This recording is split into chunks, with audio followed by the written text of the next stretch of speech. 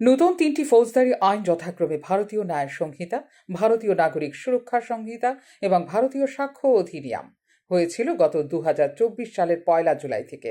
সোমবার নতুন এই তিনটি ফৌজদারি আইন বাস্তবায়নের পর্যালোচনা বৈঠক করলেন মুখ্যমন্ত্রী ডাক্তার মানিক সাহা। বৈঠকে উপস্থিত ছিলেন স্বরাষ্ট্র, পুলিশ, আইন, প্রসিকিউশন, ফরেনসিক, স্বাস্থ্য কারাগার দফতরের উচ্চপদস্থ আধিকারিকরা। নতুন এই তিনটি ফৌজদারি আইনের সার্থক বাস্তবায়নে সংশ্লিষ্ট সব দপ্তর আধিকারিকদের একযোগে কাজ করার নির্দেশ জারি করেছেন মুখ্যমন্ত্রী ডাক্তার মানিক সাহা।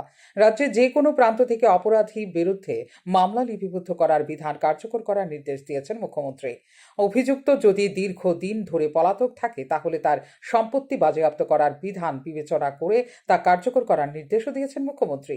নতুন ফৌজদারি আইনে 60 দিনের মধ্যে অভিযোগপত্র দাখিল এবং 90 দিনের মধ্যে দোষী সাব্যস্ত করার বিধান কার্যকর করার নির্দেশও দিয়েছেন মুখ্যমন্ত্রী।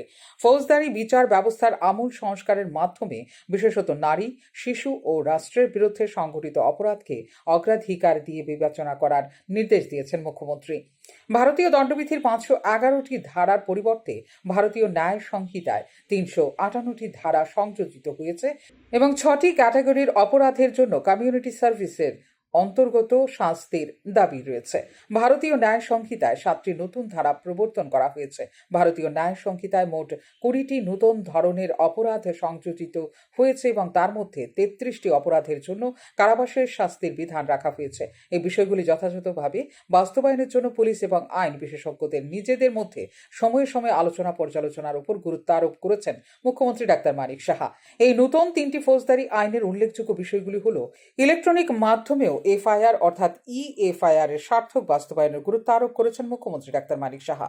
নতুন ফৌজদারি আইনে অত্যন্ত প্রয়োজনীয় সাক্ষীর সুরক্ষা বিধানের ব্যবস্থা করেছে, যা যথাযথভাবে বাস্তবায়নের নির্দেশও দিয়েছেন মুখ্যমন্ত্রী doctor Manik Saha. Bureau report, news নাও।